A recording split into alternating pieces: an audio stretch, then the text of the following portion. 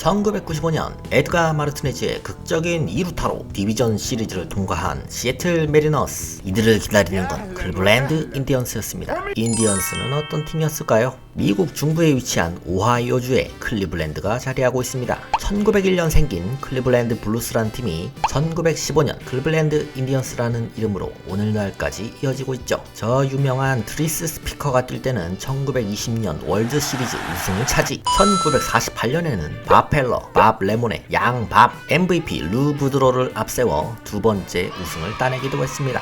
1954년에도 요기 베라에 이어 MVP 2위에 오른 레리 도비, 얼리윈과 밥 레몬의 23승 듀오를 앞세워서 월드 시리즈에 진출하죠. 하지만 윌리 베이스의 더 캐치에 그대로 멘붕 1차전을 내주며 뉴욕 자이언츠에 4연패하고 말았습니다. 자, 1954년 기억하시는 분 계십니까? 당시 대한민국의 대통령은 이승만, 3선을 하기 위해 445 개헌이라는 희대의 꼼수를 부렸던 해죠. 이후로 클리블랜드가 가을에 야구하는 일은 없었습니다. 1969년 아메리칸 리그와 내셔널리그는 각각 동부와 서부 두 개의 시구로 나뉩니다. 동부에 속한 클리블랜드는 하위권을 도맡았죠. 1991년에는 105패로 프랜차이즈 최다패 신기록. 1994년부터는 지구가 셋으로 나뉘고 클리블랜드는 중부 지구에 속하게 됩니다. 이 해는 클리블랜드에게 기회였죠. 66승 47패 5할 8푼 4리의 승률로 지구 2위를 기록하고 있었습니다. 와일드카드로 넉넉히 포스트 시즌 진출이 가능한 상황. 하지만 파업으로 인해 시즌이 중단되어 버렸죠. 포스트 시즌 일정까지 취소되며 그대로 시즌 끝. 이를 악물고 맞이한 1995년 인디언스는 마침내 새로운 역사를 쓰게 됩니다. 100승 달성. 대단하기는 해도 100승 팀은 가끔씩 나오니까 별거 아닌 것처럼 보이죠. 그런데 이 해는 노조 파업으로 시즌 시작이 늦었어요. 그래서 144경기만 치렀단 말이죠. 100승 44패 승률 6할 9푼 4리입니다. 당시 기준으로 1940년 이래 이보다 높은 승률을 기록한 팀은 1954년에 인디언스 뿐이었습니다. 승률 7할 2푼 1리였죠. 2위 캔자스시티 로열스와의 승차는 무려 30게임, 아메리칸 리그 2위 보스턴 레드삭스와는 14경기, 내셔널리그 1위인 애틀랜타 브레이브스와의 차이도 10경기였습니다. 이런 놀라운 성적의 원동력은 리그 최강을 자랑하는 타선이었습니다. 인디언스 타자들은 2할 9푼 1리의 타율에 0.839의 OPS를 기록했죠. 이게 개인 기록이 아니고 팀 기록입니다. 2019 시즌 기준으로 보면 미네소타 트윈스의 호레 폴랑코가 딱 그 정도예요. 이 얘기는 인디언스의 모든 타자가 폴랑코였다는 말. 1995년 아메리칸 리그의 평균 타율은 2할 7푼, OPS는 0.771이었습니다. 2루타 하나 3이고 타격 전 부문에서 1위입니다. 심지어 도루도 제일 많아요. 리그 내에서는 비교할 상대가 없는 게 당연합니다. 그래서 이 1995년의 인디언스 타선은 역대를 논해야 됩니다. 1995년 클리블랜드는 1950년 보스턴에 이어서 2차 대전 이후 가장 높은 타율을 기록한 팀이 됐습니다.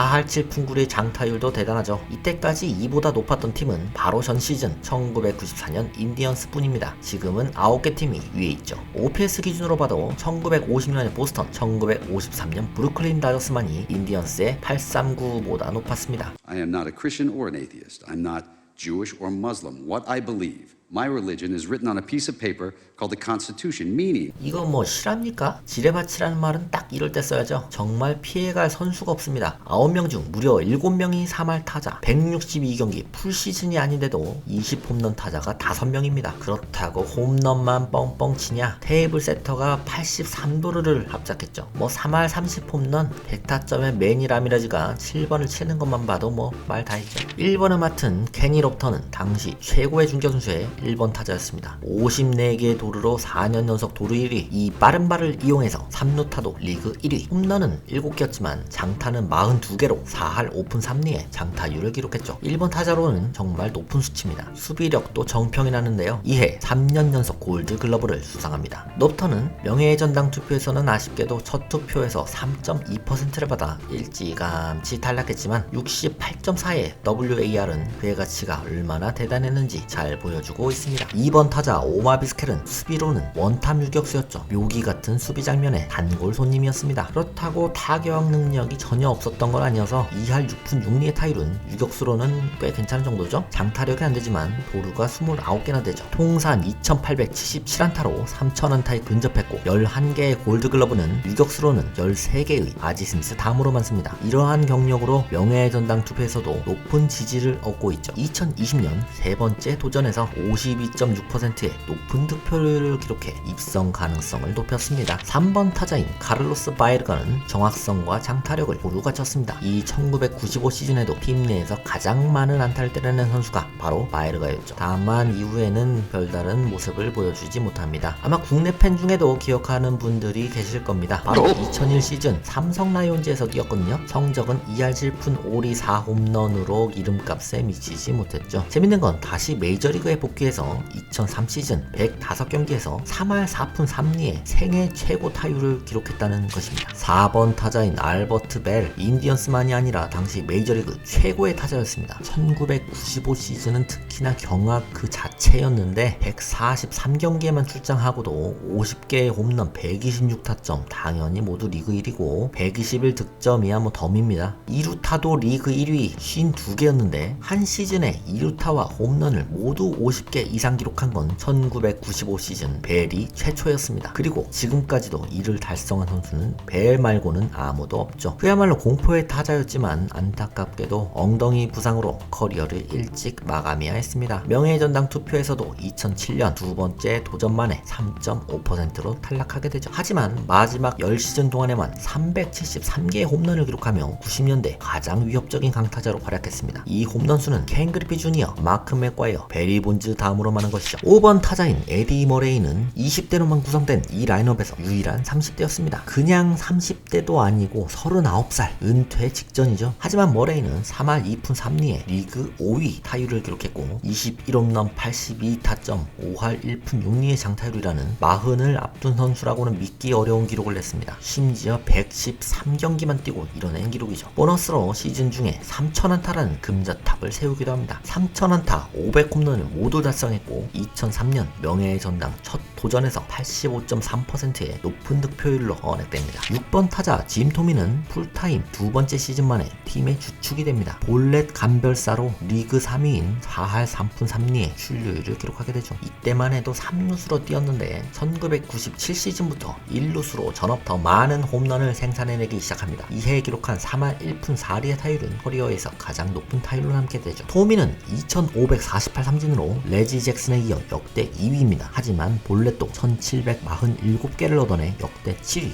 612개의 홈런은 8위 기록입니다. 한마디로 많은 삼진, 많은 볼넷, 많은 홈런이라는 거포 스타일에서도 최정점에 있었던 선수죠. 여기에다가 훌륭한 인성으로 많은 선수들의 존경을 받았는데요. 2002년에는 로베르토 클레멘테상을 받기도 합니다. 약물 같은 문제와도 전혀 연관이 없었죠. 2018년 명예의 전당 투표에서 89.8%를 얻어서 첫 턴에 언액됐습니다. 7번 타자인 매니 라미레즈는 토미와 비슷하면서도 달랐습니다. 일단 나이도 비슷했고 많은 삼진, 많은 볼넷, 많은 홈런이라는 점에서 닮은 꼴이었죠. 토미와 똑같이 두 번째 풀타임 시즌 만에 잠재력을 폭발시킵니다. 실버 슬러거까지 거머쥐죠. 이후에 1999 시즌에는 무려 165타점을 기록하면서 리그 1위에 올랐는데 전반기에만 100타점을 돌파하면서 역대 최다 타점에 대한 기대를 높이기도 했죠. 2001년부터는 보스턴 레드삭스에서 뛰면서 리그에서 가장 위협적인 타자로 명성이 높았습니다. 그리고 보스턴에 두 차례 우승을 이끌었죠. 특히 밤비노의 저주를 깬 2004년 월드 시리즈에서는 주역이었습니다. MVP를 받았으니까요. 그러나 약물과 연관되면서 기록들 자체가 부정당하죠. 통산 3할 1푼 1리의 타율과 4할 1푼 1리의 출루율, 5할 8푼 5리의 장타율은 굉장합니다. 5000타석 이상 기준으로 3할 타율, 4할 출루율, 5할 장타율을 모두 달성한 선수는 22명밖에 안 됩니다. 그렇지만 약물로 인해 모든 평가는 달라졌습니다. 2020년 2010년 명예의 전당 투표에서 네 번째 도전을 맞았지만 28.2%에 그쳤죠. 8번 타자인 폴 소렌토는 앞서 거론한 선수들에 비해서는 무게감이 많이 떨어집니다. 타율도 2할 3푼 5리로 가장 낮고, 하지만 25홈런 79타점으로 확실한 한방이 있었고 5할 1푼 1, 2의 장타율은 머레이의 5할 1푼 6리와 비슷했습니다. 상대 팀으로서는 이런 타자가 8번에 있으니 환장할 노릇입니다. 이 시즌을 끝으로 시애틀 메리너스로 팀을 옮긴 소렌토는 1997년 생애 최다인 31홈런을 날리기도 합니다. 9번의 포수 자리에서는 노장인 토니 페냐가 91경기에 뛰었지만 월드 시리즈에서는 샌디 알로마 주니어가 주전으로 나섰습니다. 66경기에 출장한 알로마는 3할 타율에 10개의 홈런을 날리며 4할 7푼 8리의 장타율을 기록하죠. 9번 타자가 이 정도니까 뭐 다른 설명이 필요합니까? 알로마는 2년 뒤인 1997년 생애 최고 3할 2푼 4리에 21홈런 83타점으로 최고의 시즌을 보냈습니다. 특히 홈구장에서 열린 올스타전에서 결승 홈런을 날리며 MVP로 뽑히기도 했죠. 1999년과 2000년 두 시즌 동안에는 동생인 로베르토 알로마와 함께 뛰기도 하죠. We have been forced into a conflict. 월드 시리즈에 올라간 건 당연했습니다. 하지만 상대는 1, 2, 3 선발이 모두 명예의 전당 첫 턴에 들어간 괴물 같은 팀이었죠. 결국 40여 년 만에 우승 도전은 실패하고 말았습니다. 1997년 다시 우승에 도전하지만 이번에는 생긴 지 5년밖에 안 된 이상한 팀한테 패하고 말았죠. 이 1997년 월드 시리즈는 7차전에서 끝내기 안타가 나와 우승을 확정하는 극적인 장면을 연출했습니다. 그런데 이 극적인 월드 시리즈 끝내기 하면 바로 이 장면을 빼놓을 수가 없는데 다음 편에서 살펴보도록 하겠습니다. 차이나드럼의 플레이볼 다음 영상에서 뵙겠습니다.